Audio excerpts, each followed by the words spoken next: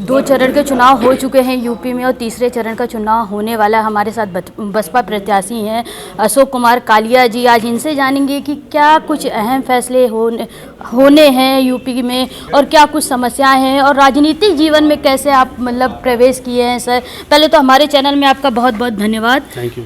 Sir हम ये जानेंगे कि आप राजनीति में कैसे आए, किस तरीके से आपने प्रवेश किया राजनीतिक जीवन में और बहुजन समाज पार्टी को क्यों चुना? मैं उत्तर प्रदेश परिवहन निगम में कर्मचारी था। मेरे साथ वहाँ पर एक घटना घटी, मुझे अपमान महसूस हुआ और मैंने वो नौकरी छोड़ दी। अच्छा। उसके बाद मानवर कांसीराम साहब से संपर्क हुआ और जब उनसे संपर्क हुआ तो जो पिछला जीवन था तो मुझे ऐसा लगा कि जो कुछ मेरे जीवन में घटा है, अगर काश मेरे बुजुर्गों ने बाबा साहब का साथ दिया होता तो शायद मेरे साथ ये नहीं होता। दूसरा, आज मानवर कांसीराम साहब उस काम को कर रहे हैं, अगर मैंने इनका साथ नहीं दिया तो आने वाली जो जनरेशन है वो भी मेरे को दोषी ठहराएगी। इसलिए अगर मैं जान गया हूँ तो मुझे मानवर कांसीराम साहब का साथ देना चाहिए। इस तरह में राजनीति, इस तरीके से आपकी राजनीति में। अच्छा, कहा जा रहा है कि आप जो है वो छोटे से तब्दील से आप बिलोंग करते हैं और आप आज इस स्तर पे पहुंच गए हैं। बहन मायावती जी का आपका साथ मिल रहा है, तो क्या कुछ अहम काम करना चाहेंगे आप अपने समाज के लिए और भी उसको आगे बढ़ाने के लिए, ताकि आपका जो तब्दील है वो और आगे बढ़ सके? बाबा साहब चाहते थे सबको सम्मान मिले, सबको बराबर का हक मिले और बहुजन समाज पार्टी बाबा साहब के सपनों को पूरा करने के लिए बहुजन समाज पार्टी का जन्म हुआ है। और बहुजन समाज पार्टी की जो सोच है समतामूलक समाज बनाने की, सामाजिक परिवर्तन और आर्थिक मुक्ति, तो सभी को किसी के पास इतना धन है कि वो खर्च नहीं कर पाता और किसी के पास इतना नहीं कि अपने बच्चे को रोटी खिला सके, किसी के पास इतना भी कपड़े नहीं है कि अपना तन ढक सके और किसी के पास इतने हैं कि महिला किसी पार्टी में जाने के लिए वो चूज़ करती है कि मैं कौन सी साड़ी पहन के जाऊं। तो ये जो असमानता है, इस असमानता को दूर करने के लिए ही बहुजन समाज पार्टी का जन्म हुआ है। और बाबा साहब अम्बेडकर ने कहा था कि जो कौम शासक होती है उसका शोषण नहीं होता। हमारा शोषण हजारों साल से हुआ है और हो रहा है, आज भी हो रहा है। देश की आज़ादी के 73 साल के बाद भी हो रहा है। इसलिए हो रहा है कि हमारे लोग राजनीति नहीं जानते।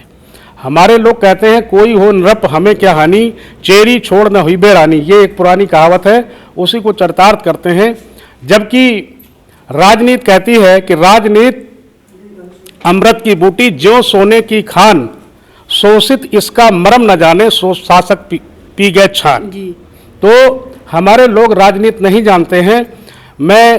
चूंकि बाबा साहब ने कहा था कि राजनीतिक सत्ता वो चाबी है जिससे सभी दरवाजे खोले जा सकते हैं, तो इसलिए मैं राजनीति में हूँ। तमाम कठिनाइयों के बाद भी मैं राजनीति में संघर्ष कर रहा हूँ कि मेरे लोग भी मान सम्मान की ज़िंदगी जी सकें। अच्छा, आपके जीवन में कुछ ऐसा घटा होगा कि आपको याद होगा कि हाँ अब हमें राजनीति की ओर ही बढ़ना है, कुछ ऐसा? एक नहीं, मुझे पता ही नहीं चला मैं कब राजनीति में आ गया। मैं तो सामाजिक आंदोलन का आदमी हूँ। अच्छा। मानवर कांसीराम जी सामाजिक परिवर्तन का आंदोलन चला रहे थे और मैं उसी में जुड़ गया। अच्छा, कुछ राजनीतिक मुद्दों पे बात करेंगे। आजकल जो भाजपा है ना वो पूरी चारों तरफ से सारी विपक्षी पार्टियों को घेर के रखे हुए है। आजकल तो बसपा में भी बड़ा कह रही है कि अखिलेश क्या कहते हैं, योगी जी कह रहे हैं कि जो सपा बसपा कांग्रेस का जीन है वो हमने एक बोतल में बंद कर दिया। इस पर आपका क्या कहना है? अब की बार उनको बोतल में बंद कर देंगे। अच्छा, आप उल्टा उनको ये बिल्कुल बोतल में बंद कर देंगे। 10 मार्च को बोतल में भाजपा बंद हो जाएगी यूपी में। आपने देखा होगा आज तक किसी भी अखबार ने, किसी भी चैनल ने, जो मेन स्ट्रीम मीडिया है उसने कहीं भी अशोक कुमार कालिया का नाम नहीं लिया। जबकि उनके विधायक, वर्तमान विधायक, अभी एक कार्यक्रम हुआ था अमर उजाला का फेसबुक लाइव में, तो वो झूठी बात कर रहा था। कह रहा है बहन कुमारी मायावती जी का हमें मुख्य समर्थन प्राप्त है। सुरेश मैथानी जी ने। हाँ, सुरेश मैथानी। वो उस समय चूक गया मैं, और भी मुझे कुछ करना चाहिए था। मेरे सामने उसने इस तरीके की बात की थी, फिर भी मैंने पुरजोर विरोध किया और उसमें जो दूसरी पार्टी के लोग थे उन्होंने भी मेरी बात का समर्थन किया कि ये गलत बयानी कर रहे हैं। तो ये झूठे लोग हैं और इस बार इनको जनता जो है सबक सिखाएगी। जनता पूरी तरह से तैयार बैठी है। 5 साल अन्ना जानवर, 5 साल गुंडागर्दी, 5 साल थानों में हत्या, 5 साल महिला की बेटी की बलात्कार करके उनकी हत्या और उसके बाद रात में लाश को जला देना, तमाम इस तरीके के कांड हैं। मनीष गुप्ता कांड और अर्चित यादव कांड, तमाम ऐसे कांड हैं जो इनकी भाजपा की आखिरी कील ठोकने का काम करेंगे। ये जो चुनाव है 20 तारीख को गोविंदनगर में तीसरे चरण का, जनता इनको सबक सिखाएगी। इनको जहां से ये चले थे 2017 में वहीं पहुंचाने का काम करेंगे। अच्छा, दोबारा सर एक और बहन कुमारी मायावती जी को 5वीं बार मुख्यमंत्री बनाएगी। ये पूरी तरीके से जो अंदर करंट है वो आदरणीय बहन कुमारी मायावती जी का है। 5वीं बार बहन जी मुख्यमंत्री बनेंगी।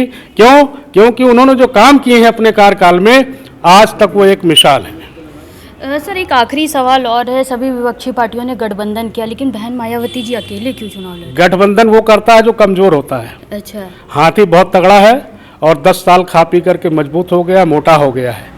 अब वो पूरी तरीके से दौड़ रहा है, पश्चिम से दौड़ शुरू हो गई है और वो लखनऊ में ही जा करके रुकेगा।